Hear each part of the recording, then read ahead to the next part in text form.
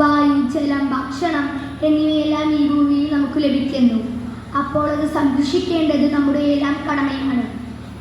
നമ്മുടെ രാഷ്ട്രീയ പിതാവ് ഗാന്ധിജി പറഞ്ഞൊരു കാര്യം ഞാനിവിടെ ഓർമ്മിച്ചു പോവുകയാണ്. ഒരു മനുഷ്യന് ജീവിക്കാനുള്ള സൗകര്യങ്ങളെല്ലാം ഉണ്ട്.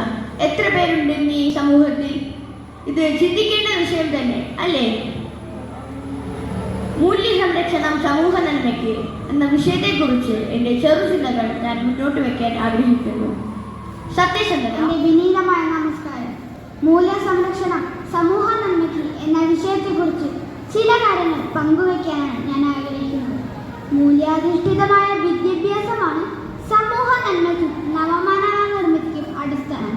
എല്ലാം മൂലമായിരുന്നു.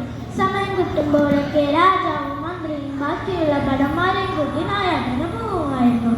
അങ്ങനെ ഒരു ദിവസം നായാട്ടിന് പോകുന്നവരെ ഒരപകടം പറ്റി രാജാവിൻ്റെ കൈ മുറിഞ്ഞ് ചോര വരാൻ തുടങ്ങി.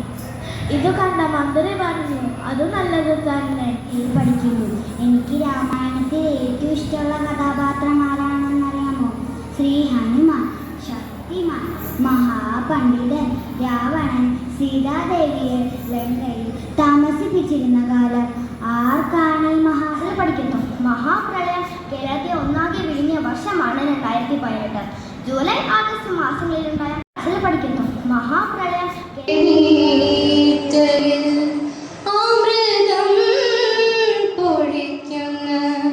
മധുര സംഗീതിക പോലെ വിധിയൊരു വേനലിൻ നടുവിൽ ചൊരിയുന്ന വിധിയൊരു വേനലിൻ നടുവിൽ ചൊരിയുന്ന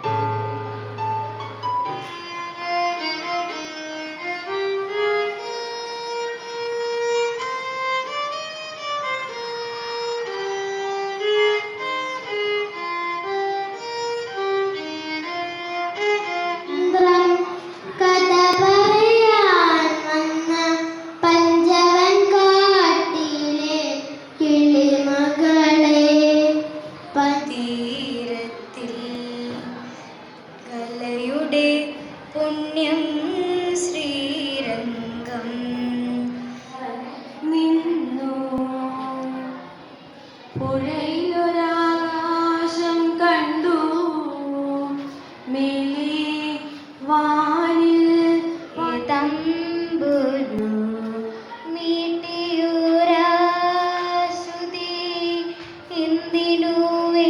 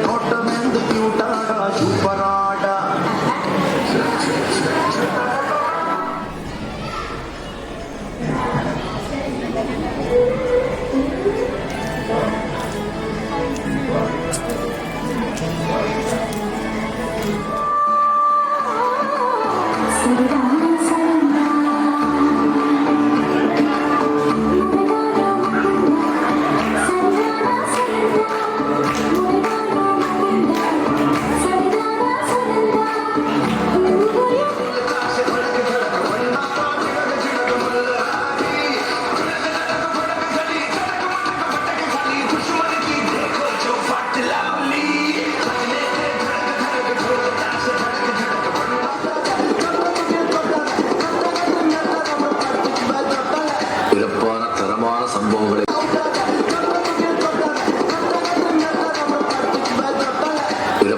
തരமான സംഭവങ്ങളെ